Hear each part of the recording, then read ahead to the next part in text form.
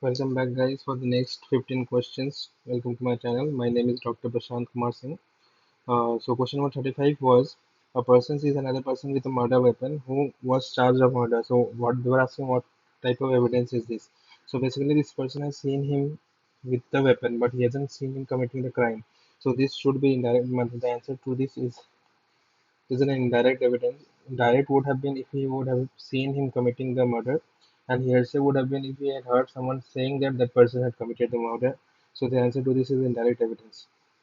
Now, another question was there regarding preeclampsia, where the options were very confusing. But the main thing is that in preeclampsia, what happens is that the vasoconstrictors level increase and vasodilators will decrease. So nitric oxide decreases, and there is increase in thromboxane A2 and prostacyclin and prostacyclin.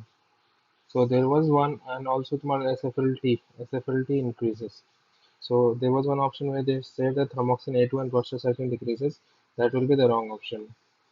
Now another question was hypogonadotropic hypogonadism. So basically this means that your GnRH is decreasing from the hypothalamus. Therefore, your LH and FSH should be low.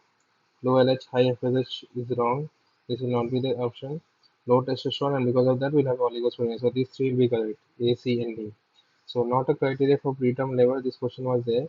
So in preterm labor, we have a criteria of contractions, that the minimum 8 contractions in 60 minutes, and cervix should be 80% effaced, and cervix should be 1 centimeter dilated, more than 1 centimeter dilated. So these three are correct, but there is no option of the cervix position. So that will be wrong. So ABC will be correct. So another question, simple question was Karman syndrome, where the answer will be anosmia. In Karman syndrome, we have the hypogonadotropic hypogonadism and anosmia because olfactory bulb is involved. So this is the anosmia is the right answer. And regarding PPH, there were in this question also there were a lot of lengthy option, but the first option itself was that you have to replace with colloid solution. Colloid solution, we never replace with colloid solution at first. We use crystallized solution, so this option was wrong. This was correct. So this should be the answer. Then another question was there regarding the biophysical profile, modified biophysical profile. What does it include? So it includes the NST and it includes the amyloid index. This will be the right option. Which of the following is not a cost effective and not advised for regular screening for pregnant women? So not cost effective.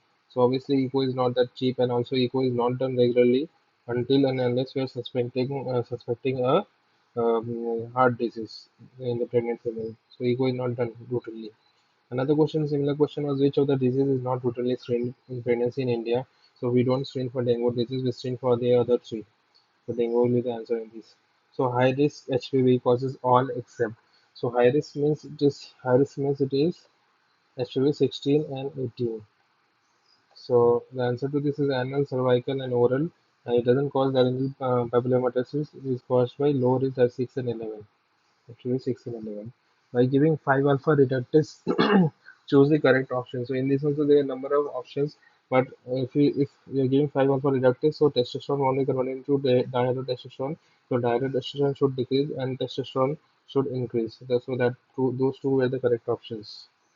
And another controversial question was the scales, regarding the scales, in that they had matched two options with psoriasis, but most likely the answer was this: the silvery scales will be for psoriasis, briny scales is for pityriasis versicolor, and colorative scales we know that it is for pityriasis rosacea.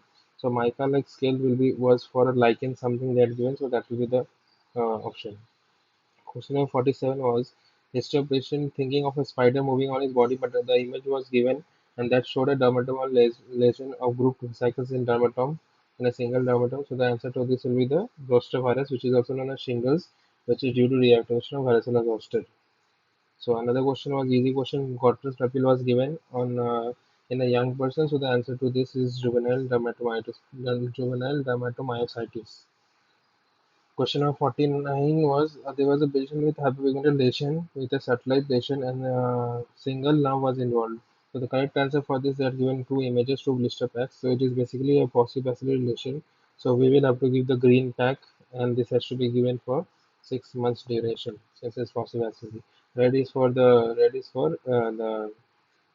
red pack is for the multibacillary and it's here for 12 months, and this both is for the adults.